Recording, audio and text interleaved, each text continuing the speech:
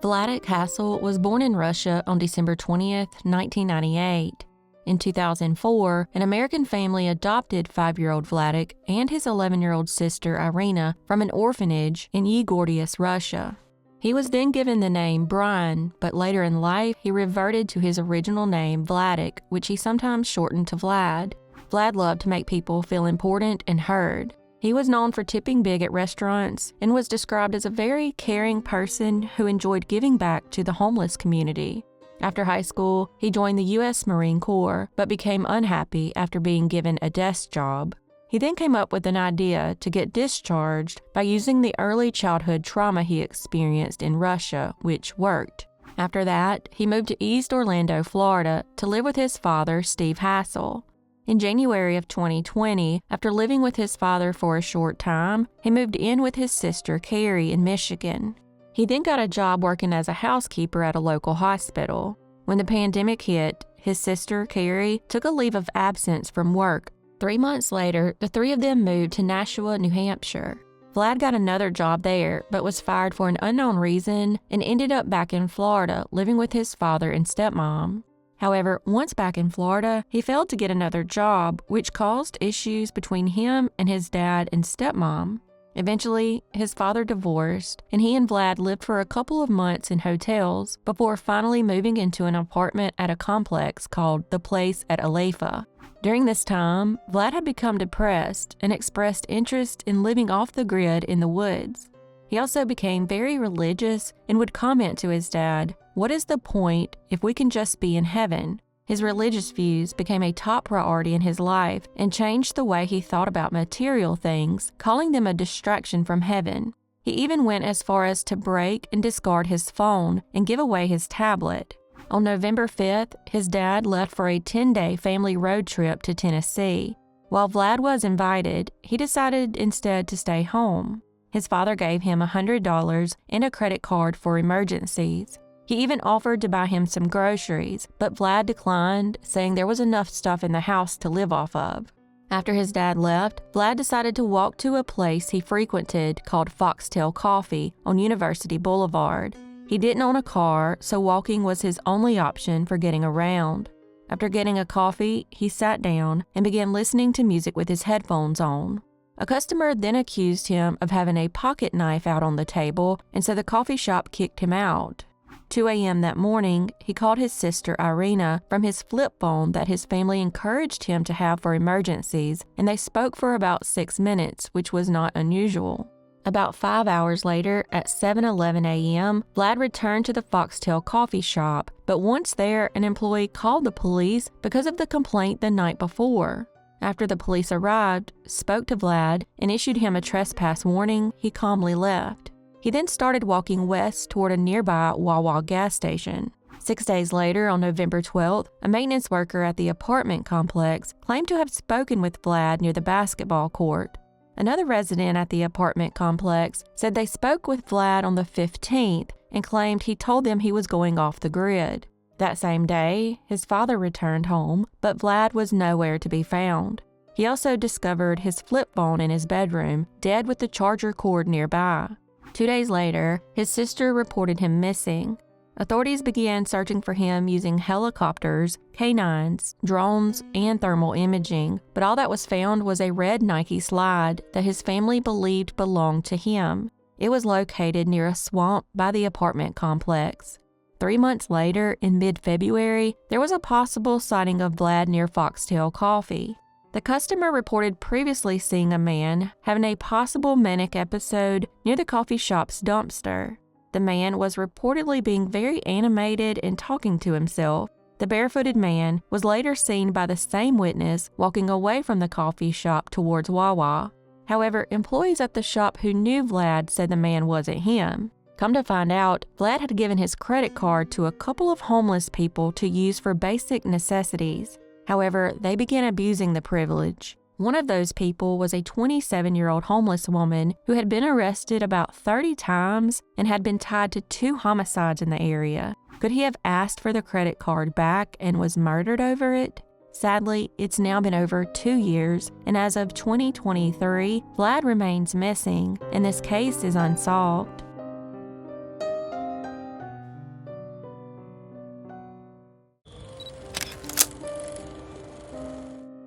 Calandra Rachel Stallworth was born on May 18, 1988. In 2017, 28-year-old Calandra lived in Crestview, Florida, with her 2 daughters and had been dating a man named Antoine Montrex Smith for the past 4 years.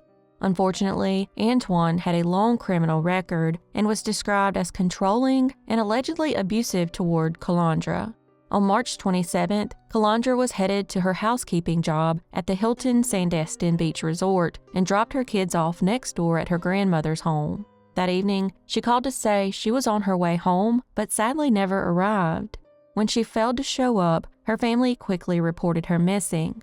In a strange twist, Calandra showed up at the police station 2 days later on March 29th and asked them to cancel her missing persons report. She said that she and Antoine had been in Alabama and she hadn't told her family because she didn't have cell phone service. After leaving the police station, she once again failed to contact her family and was never seen again. On April 2nd, 4 days after she originally went missing, police in Destin, Florida, pulled over Calandra's car as it was leaving a Motel 6. The driver of the car was Calandra's boyfriend, Antoine, and his passenger was 18-year-old Talia Durham, who, just like Calandra, had been reported missing a few days prior. However, Calandra was nowhere to be found, but inside the car, they found her purse and cell phone. At that point, her missing persons report was refiled. Antoine was then arrested for possession of cocaine and marijuana, driving without a license, and violating his probation. When questioned about Calandra's whereabouts, he said that he had dropped her off at another man's home but wouldn't elaborate further. Investigators believe that Calandra was picked up from work on the 27th by Antoine, and they began driving around the Florida Panhandle for unknown reasons. They were able to track their movements until Calandra's cell phone died. Her family now questions whether or not the woman who walked into the police station on March 29th was really Calandra. They even asked for the security footage, but it had already been erased. In October 2020, over 3 years after Calandra went missing, Antoine was charged with capital murder in the shooting deaths of 2 men, Ryan Frazier and Joshua Carroll, both from the Seattle, Washington area. They were linemen for a contracting company and had been installing cable lines in Alberta, Alabama when Antoine murdered them. The men were drug associates of Antoine's, and it's alleged they were murdered due to a drug deal gone wrong. As of 2023, Calandra has never been found, and this case remains unsolved.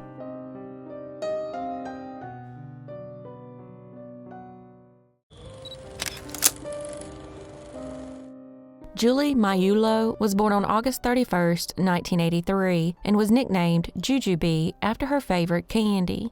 At 3 years old, Julie was the second youngest of 5 siblings and was often seen tagging along with her brothers and sisters. In 1987, she and her family lived on Southwest 19th Street in Pompano Beach, Florida, when tragedy struck. On June 8th, at about 9:30 a.m., Julie told her mom, Brenda, that she was going to a friend's home nearby. 10 minutes later, a neighbor saw her walking a beaten-down path to a nearby Circle K convenience store. Around 10 a.m., Brenda saw the friend that Julie was going to visit, but she was alone and Julie was nowhere to be found. By 11:50 a.m., when there was still no sign of Julie, she called the police, and a massive search was underway. Police began searching cars and going door to door throughout the neighborhood. Her family also hung up thousands of missing posters. Early on in the investigation, Brenda was given a polygraph exam. The results are unknown, but she was never named a suspect. Julie's father, Tony, and her 15-year-old sister, Camille, were also questioned, but not given lie detector tests. Investigators asked Tony if he had any enemies that might have taken Julie as retaliation, but he said no. Strangely, Sandy Berkowitz, who was a friend and neighbor of the Magliulo family, told investigators she received 2 mysterious collect phone calls the day before Julie went missing, one at 2 a.m. and the other at 9:05 a.m. The mystery caller claimed to be Julie's sister Camille, but Sandy said it didn't sound like her. The girl on the phone was sobbing and told Sandy that her father was beating her. She also said she was using the payphone at the Circle K convenience store around the corner from the family's home. However, when Sandy called the girl's mother, Brenda, she said that Camille was asleep at home. When the girl called back later that morning, she screamed at Sandy, "Why didn't you come pick me up? Tony was beating me." Sandy believed the calls were related to Julie's disappearance. I also want to add that Sandy consulted with a medium, and based on information from that person, she led investigators to a field about 3/4 of a mile from their neighborhood. However, it was a dead end. 10 months later, on April 21st, 1988, two men had gone out for some shooting practice in a remote part of western Broward County, near State Road 84 and US 27, when they discovered Julie's skeletal remains. One of those men was 25-year-old Mike Fletcher, who had been reaching down to pick up rocks to jam under his truck tire. One of those rocks he picked up was strange to him, and when he turned it around, he shockingly noticed teeth. It was at that point he realized he was holding a human skull. The rest of the skeletal remains were in a heap on top of a rotting white towel. Sadly, Julie had clearly been murdered, wrapped in a towel and discarded. Even though there were only skeletal remains, the medical examiner was still able to determine that she had either been strangled or smothered to death. In 2008, FBI leaders gathered in Knoxville, Tennessee, and picked 5 child abduction cases from around the country to reinvestigate. One of those cases was Julie's, but even after a public appeal and offering a $25,000 reward, it didn't help progress the case. It's now been over 30 years, and as of 2023, her murderer has never been found, and this case remains unsolved.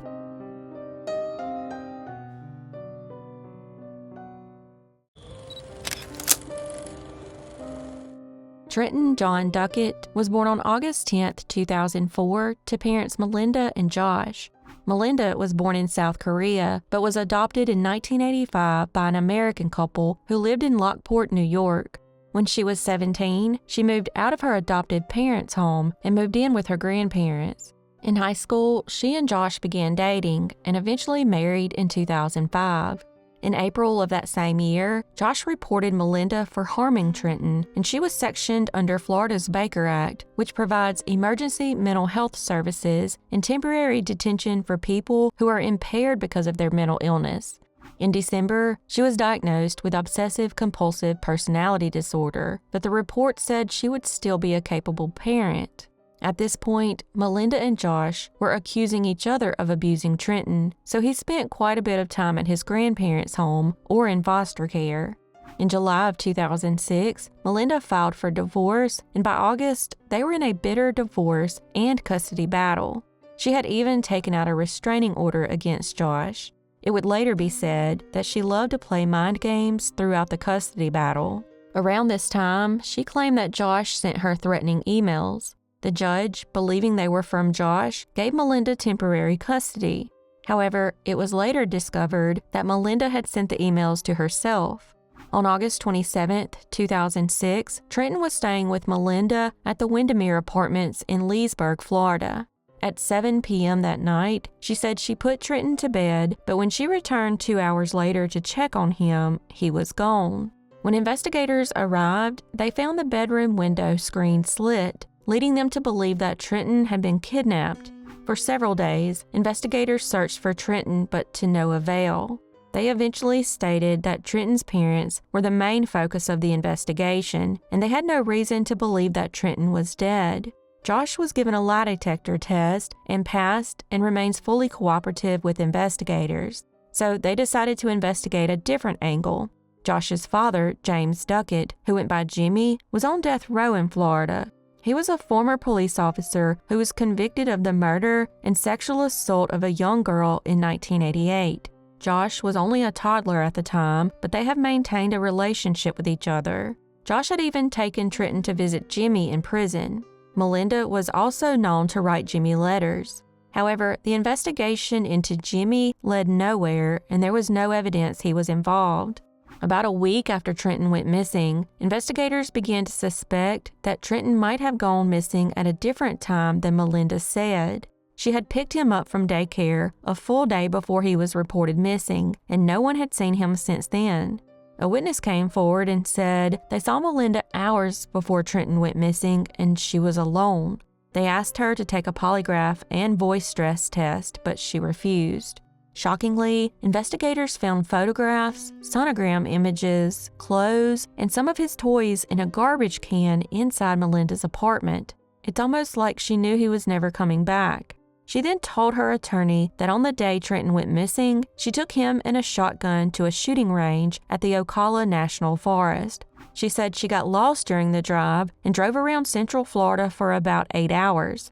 However, this appeared to be another lie because a witness reported seeing her in Leesburg during this time. On September 8th, 13 days after Trenton disappeared, 21-year-old Melinda walked into her grandparents' home in Lady Lake, Florida, grabbed a shotgun, walked into the closet, and took her own life. She left 2 notes behind, one specifically for the public, where she expressed her love for Trenton but complained about being ridiculed and criticized after his disappearance. Unfortunately, neither note gave details on Trenton's location, and any information Melinda had, which was probably all of it, she took to the grave with her. Nancy Grace was then blamed for Melinda taking her own life. A day before the incident, Nancy interviewed Melinda and didn't go easy on her. Where were you? Why aren't you telling us where you were that day? Why aren't you telling us and giving us a clear picture where you were before your son was kidnapped? Because I'm not going to put those kind of details out. Why? Because I was told not to. Miss Duckett, you're not telling us for a reason. What is the reason? You refuse to give even the simplest facts of where you were with your son before he went missing. Nancy demanded to know why she was being so secretive. Melinda's adoptive parents then sued Nancy and won a $250,000 settlement. Josh has since stated that he feels Nancy Grace did nothing wrong. 2 weeks after Melinda's death, she was officially named the prime and only suspect in Trenton's disappearance. Investigators at the time didn't believe she harmed Trenton, but instead possibly sent him to live in South Korea. However, no proof of him leaving the country could be found. What do y'all think? Did she harm Trenton, or do you believe he is still alive? If he were still alive, he would be 19 years old, but as of 2023, he's never been found, and this case remains unsolved.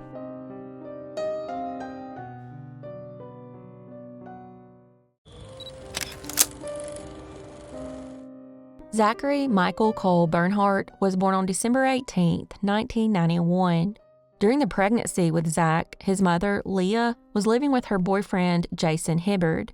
However, after Zach's birth, a paternity test proved Jason wasn't the father, and so Leah moved out. In 1994, Leah, who was living in Chelsea, Michigan, with her boyfriend, Robert Jacques, gave birth to a daughter. In 1996, Robert sued Leah for custody, but the courts ruled that Leah could move back to Florida with her. In June of that same year, Robert traveled to Florida to visit his daughter. Leah met him on a stretch of I-75 near Tampa and surprised him when she asked him to watch both children because she was going out that night. When she failed to show back up, Robert took his daughter back to Michigan, where he filed for full custody and won. She eventually showed back up 2 days later, but her daughter was already gone. Over the next few years, Leah and Zach bounced around and were evicted from at least 2 apartment complexes. In 2000, 8-year-old Zach was a 3rd grader and living with Leah at the Savannah Trace Apartments in Clearwater, Florida. He was described as an intelligent and cheerful child who excelled in school. He also loved to build things with items he found around the apartment. He was also part of a large, close-knit family that consisted of his grandmother, Carol Bernhardt, and several aunts, uncles, and cousins. By September 6, she was being evicted again for not paying her rent. On September 10th, around 11 p.m., Zach went to bed after watching a movie with his mother. Leah, on the other hand, was used to staying up all night for work and decided to leave the apartment. A neighbor friend of hers named Deanna Williams said she noticed that Leah's car was gone from the apartment at 3:45 a.m. Another neighbor said she went out for a smoke and noticed Leah pulling up to the complex around 4 a.m. At about 5:15 a.m., Deanna received a call from Leah asking if she had seen Zach. She said she had gone for a swim, and when she returned, he was not at the apartment. This was strange to Deanna because the pool closed at 10 p.m. I guess it's possible she could have still gotten in. After that, Leah called 911 to report him missing. People were searching everywhere for Zach, but were having no luck. Investigators eventually received a possible breakthrough in the case when a tip came in about a man named Kevin Jalbert, who had allegedly been bragging about kidnapping children. He also lived near Zach's apartment. Investigators began tracking his every move, and in September of 2001, he was caught soliciting an undercover officer to help him abduct, sexually assault, and murder a child. After being arrested, he was convicted and sentenced to 40 years in prison. To this day, Jalbert claims to have kidnapped over 1,000 children and says he murdered 5 of them. However, his sister says he's a chronic liar who likes to exaggerate for attention. Jalbert has denied being involved in Zach's disappearance, and his DNA was not found on evidence from the case. Regardless, he failed a polygraph in relation to the case. He also suspiciously visited a landfill 2 weeks after Zach vanished. All these years later, Jalbert remains a suspect. The year after Zach's disappearance, a man in a white pickup truck attempted to lure 3 boys with ice cream at the same apartment complex that Zach disappeared from. A 5-year-old was snatched and found alive in a dumpster 10 hours later in Bushnell, Florida, nearly 80 miles away. The case was never solved, and many wondered if the kidnapper was Jalbert before his arrest. Zach remains the longest-running Amber Alert in Florida, and as of 2023, he's never been found, and this case remains unsolved.